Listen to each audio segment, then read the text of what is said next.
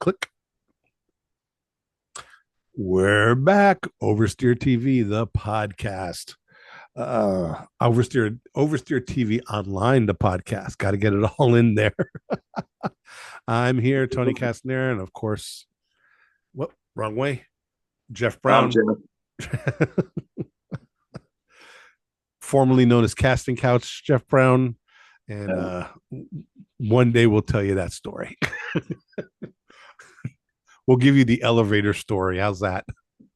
Oh, no story. It's been quiet. Racing is kind of Indycar is over for the season. Formula One's taking a couple of weeks off. They start up again soon. Next week coming up. NASCAR is still running their playoffs. We had Talladega, which is usually a fun, but then they went full stupid with the big one. What lap was that? Well, they have that every time.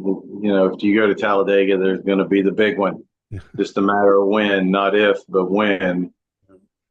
Well, they're big ones, and then that was like what, 29 cars involved, was it?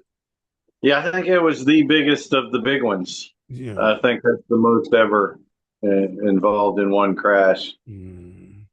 Nothing, nobody crashed or like nobody had to go to hospital or nothing like that. But that was like, oh, that was just, it looked kind of silly, you know. It looked like when I was. They were doing 4 wide around that track. You know, lap after lap, 4 wides. It's just a matter of time. It's unsustainable. You know, I'm used to a big one, but when it happens, so many cars, and when it starts with the people who are actually in front, who've been leading the race and been back in the front, it just, I mean, what were they thinking? What was going on? I can understand the pressure trying. It's the playoffs. It's kind of like win or go home type deal. But man, that was ridiculous, man. Who won the race, by the way? Nobody cares. Everybody was talking about the big one. Who won the race? Ricky Stenhouse Jr., or as I used to call him, Mr. Danica Patrick when they were dating. His claim to fame was he was Danica Patrick's boyfriend. Does he still wear those really big cowboy hats in the paddock still? I don't know. Maybe. I remember seeing this little, because he's not a tall man whatsoever. I saw him coming one time in the paddock when he's like totally in the shade because the cowboy hat's so big. It was funny. And then the week before that was we took a week off because it was such a slow week. Was the Kansas race, which we had kind of previewed, and it lived up to the billing of being a very exciting race, which is unusual for me because I never think of Kansas as being an exciting race, but it always is.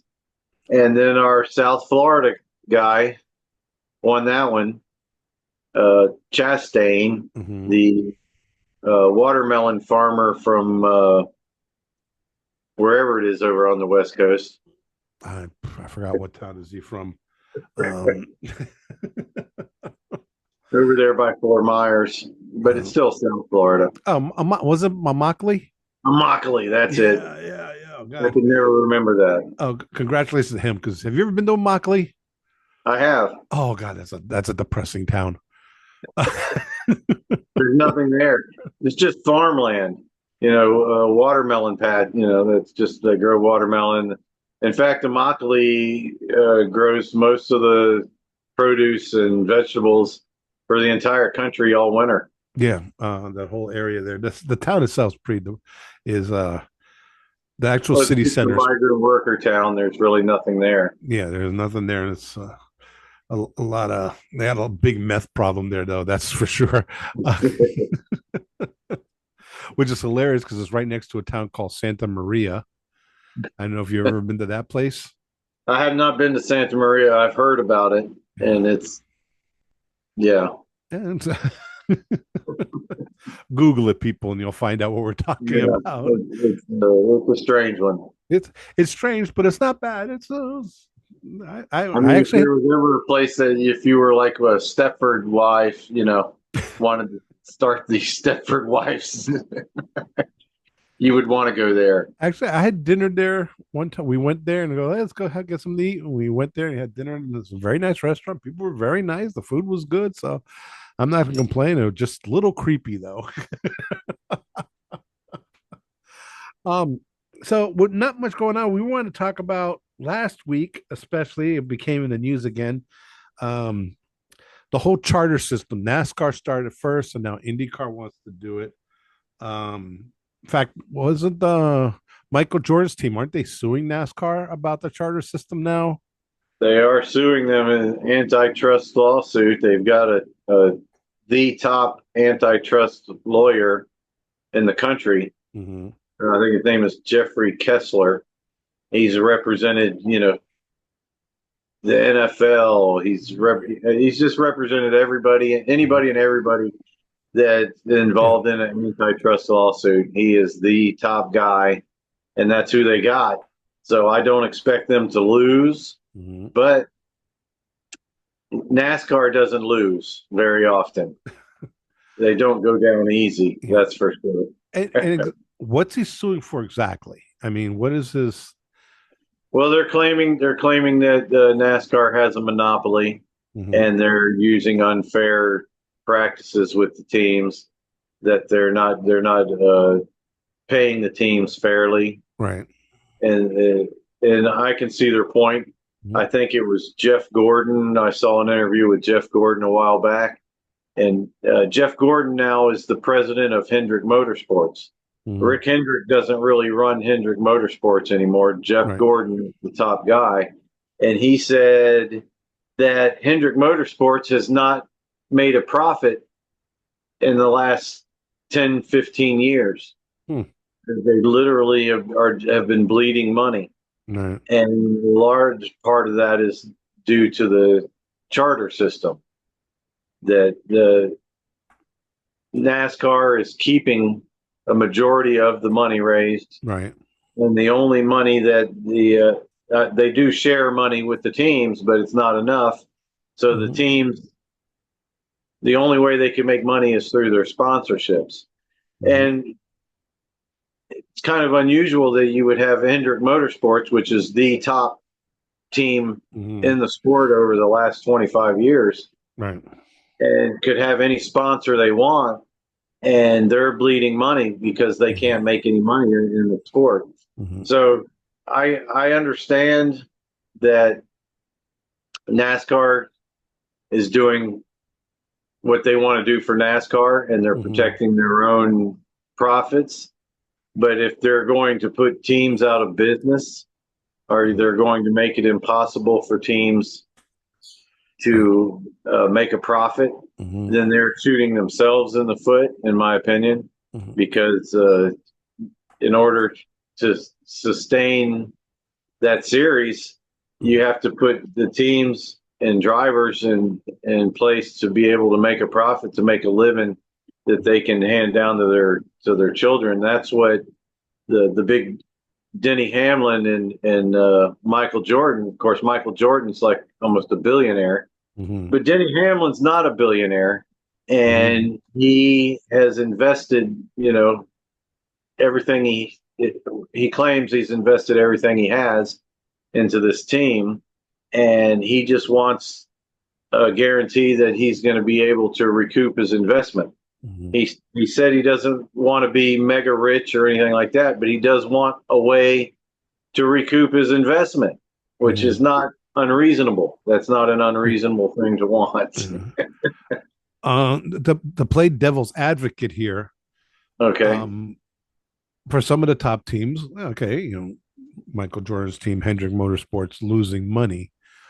Um, there was wasn't a few years ago when NASCAR was riding really high and the sponsorship money was coming in and everything was doing really great, and these teams, their budgets expanded. They hired more people. You've seen their facilities in North Carolina. Most of them, they'll see these huge complexes and stuff like that. Um, some of these teams, I can understand NASCAR just saying, well, maybe if you just stop spending so much money, instead of having 300 people working for your team, you cut down to 150 people working for your team, and then it could be a little bit more profitable. I can understand that feeling. That that's me being devil's advocate here. Right. It's tempting. You want to win, so there's the old saying, the old expression in racing. How do you make $1 million in racing? Start with 2 million. Yeah. You know, Well, if you look at it, uh, Stewart Haas Racing has announced that they are going out of business. right. They are no longer going to be fielding teams. They've sold their charters. Mm-hmm. And there's going to be, like you said, 300 employees going to be out of work. Mm-hmm. And this can all be attributed to the fact that they've been bleeding money, Right. and largely because of the NASCAR charter system. Mm-hmm. Sorry. Well, the charter system, well, yeah, with with that whistle. My whole thing with the charter system is like, at first when you hear about charter system, you think, oh, it's like a franchise in the NFL. We're both Dolphin fans. Stephen Ross is the owner of Miami Dolphins. That's his team. Okay, he can sell it whenever he wants. He can do what he wants with it. Right. The charter system in NASCAR and in IndyCar also is different. Is where, yes, you have a team there. That's your team. You own that charter up until a certain date. Bless you. Good on tight. You got a cold going on here. Take a Benadryl. So yeah, Hendrick, they own those franchise. They own their charters for each team, for each car. But I believe, when is the NASCAR charters up next year, right? It's actually this year. Yeah, they've already forced the teams to sign. Yeah. And so that charter. So let's say if I went to Hendricks and I go, I want to buy your team. It's worth such and such, but the charter's running out. So after that, there's no guarantee that I'll have a charter the next go around. No, I think the charters are pretty much guaranteed to stay.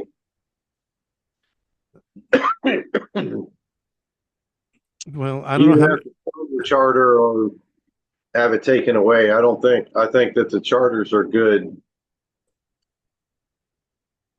The NASCAR reserves the right, just like IndyCar reserves the right to, when they do the next go around, go, hey, listen, we don't like you're doing that good of a job. We're going to give you a charter to another team coming up.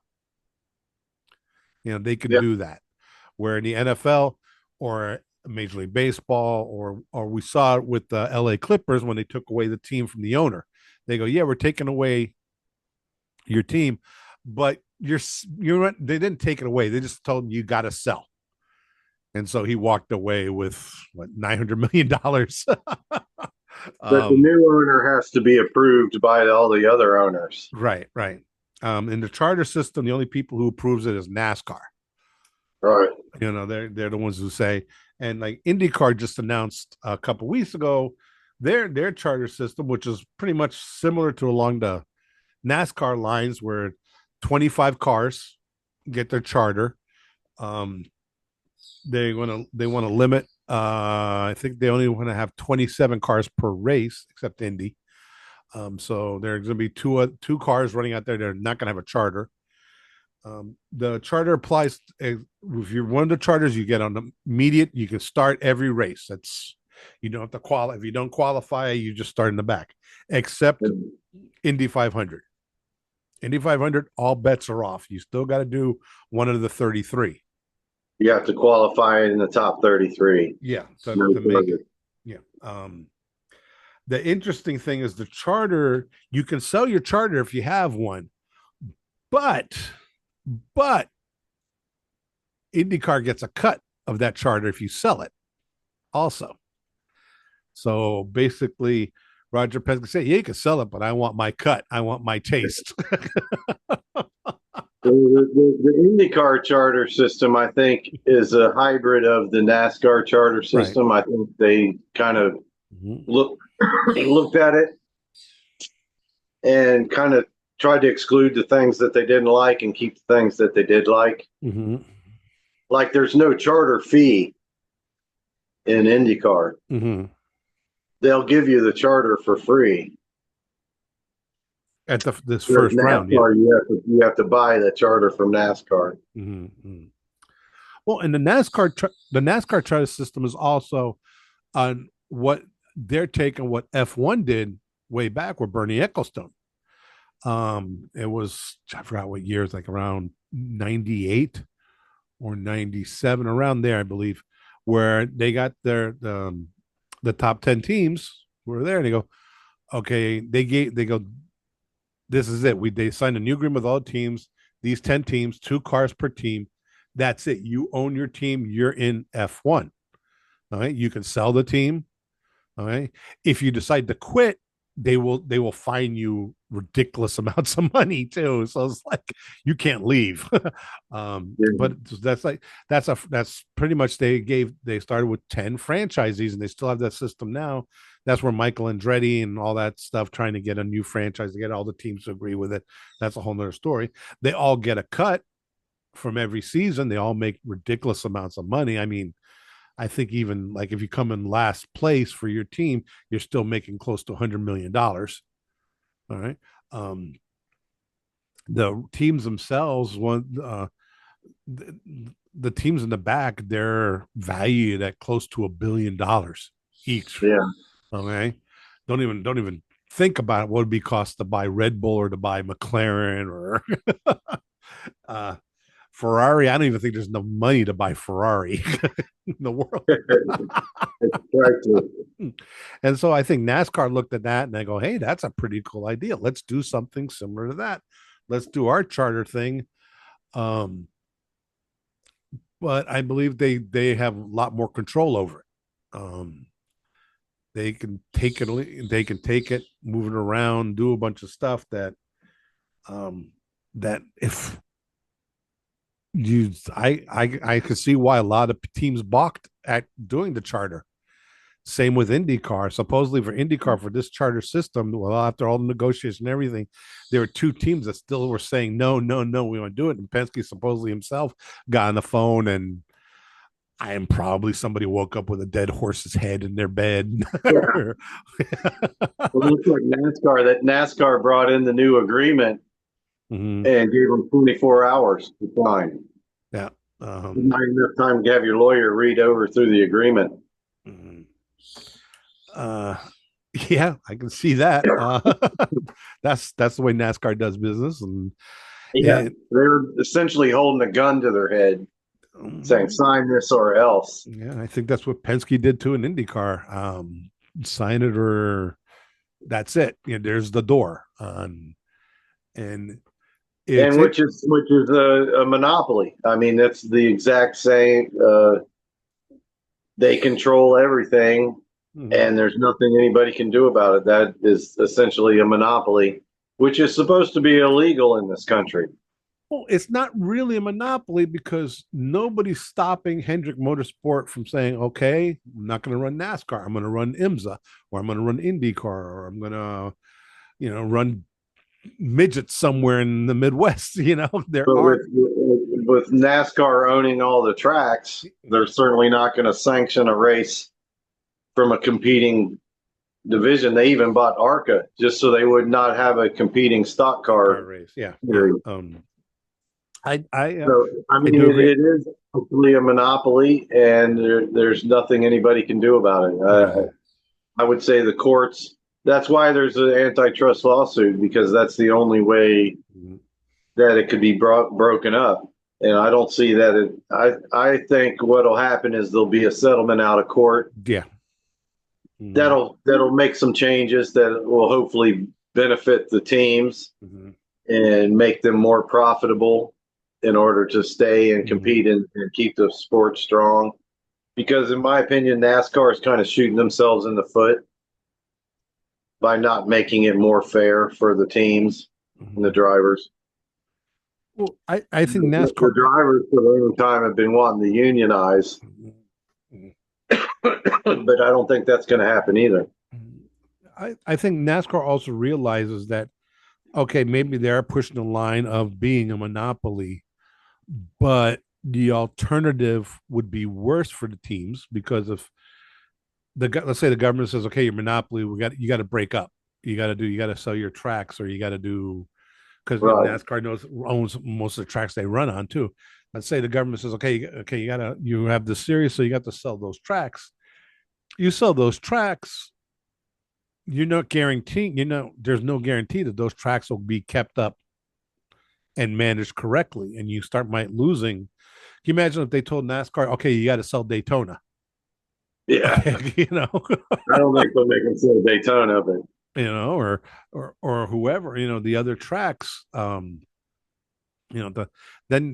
they're telling the teams, okay, well, we got all these other tracks and all these other people running all these other tracks. Now, who knows? Maybe Darlington will fall off the schedule. Maybe Talladega will fall because whoever they got running them yeah. just aren't good at business. Well, the irony is the teams had been asking for a charter system Right.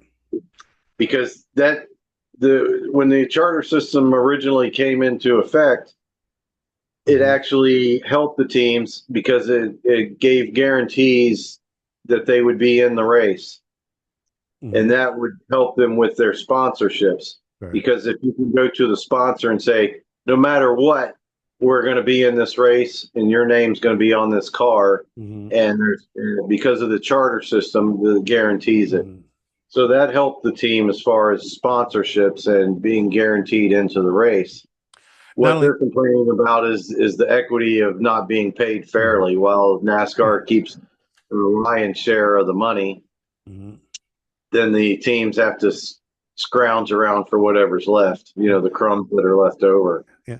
I think also an issue is the value of the charter because, okay, before the charter system, before the franchise system, if you had a team and it wasn't working out for you and you're going out of business, that's it. You can sell your equipment, and that's it. You couldn't walk away with anything. With a charter, if you own a piece of the series like that charter, your team's got a value. So listen, I want out. I'm losing money. Somebody want to buy it. Somebody will come there and offer. And one of the teams will come and offer to buy one of your. Just Stuart Haas. They had no trouble selling their charters. Yeah, no problem whatsoever on the charters. So I think that's a lot of the problem also with the charter system is because of the restrictions on it that it doesn't. They want more value on their charters also. I know they all want to make more money. Who doesn't want to make more money? Well, there just has to be a better distribution of the fund. NASCAR is going to have to get off their wallet and start sharing a little more money. And I think that's all it boils down to is the money. Yeah, well, and that's one of the reasons why you see NASCAR donates a lot to politicians. Well, they own the state of Florida, that's for sure. Well, yeah, they do. They donate a lot of money in North Carolina too, and every state that they race in, they donate some serious money. And they get their way. Yeah, that's what we all strive to be: rich enough to buy a politician. Yes. And NASCAR, it's a monopoly and all that, but it's really a dictatorship. There's one guy, the grandson of Bill France Sr., and he makes all the decisions, and he says yes or no. Right. He's like the Caesar. It's NASCAR and IndyCar they're all different in also the chart system compared to the franchises and the stick and ball sports like football and baseball. It's like football, every team owner owns the league, is an owner of the league. All right. So the commissioner, he's appointed by the owners. All right. He's just an employee. Yeah. The NFL, everybody makes a big deal because the NFL, the actual league itself hardly pays any taxes because it's nonprofit. All the money it gets in, it turns around and disperses it to the teams. The Dolphins are making boatloads of money. The Jets are making boatloads of money. The NFL really doesn't make that much. So they make some good salaries if you work there, but their bottom line is close to zero because it's all owned by the teams. NASCAR, IndyCar, these charters, no, these is like one entity owns the series, and that's it. Nobody else. If Roger Penske decided to say, "Hey, I don't want to lose to Chip Ganassi anymore," he can, if he wants to, say, "Okay, Chip, you can't race an IndyCar." It ain't gonna happen. It would be stupid for him to do it and everything, but he can do it. He has that power. Charter system. We're gonna bitch and complain about the charter system as long as it's around. Somebody will not like it. Well, Um, that's why Dale Earnhardt Jr. does not have any Cup teams, is uh, because of the charter system. He's complained about it for a long time. mhm. And plus, he's making so much money from that podcast.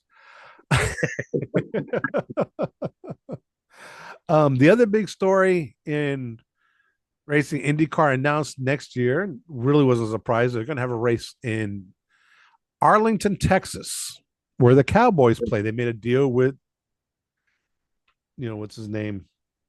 Jimmy Jones, whatever his name is. Jerry Jones, to race around both the stadiums in Arlington, the baseball stadium and the Cowboy Stadium. Um, you think they could have named it something like the Dallas Grand Prix or the Texas Grand Prix? They're calling it the Arlington Grand Prix. Uh, you've probably seen the video of it looks a lot like what Miami's doing, the Hard Rock with the Miami Grand Prix. And I heard the best line on social media yesterday. The race in Arlington for IndyCar, they call it the Timu Grand Prix. The Timu Miami Grand Prix. The Timu Miami Grand Prix, because it just looks like a Chinese knockoff of the Miami Grand Prix. I'm sorry, that's hilarious. But it is interesting that Jerry Jones is involved. He was at the press conference. This is like his baby. He's going to be holding on for a race there, and that'll be interesting to see how it goes. It's going to be early next year. Yeah. I think like right after St. Pete's supposed to be. So, wow. We'll see how that one turns out. I don't know if they even started work out there yet. They better hurry up. So, anything else before we say goodbye? No, I think that's it. I think NASCAR is going to the Charlotte Roval this weekend, which is always interesting. I can't figure out why.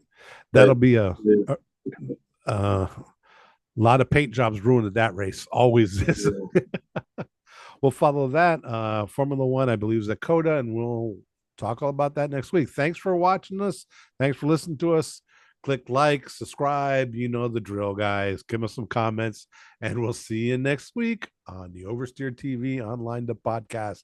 The name just sings, doesn't it, Jeff? Yeah, just rolls right off the tongue.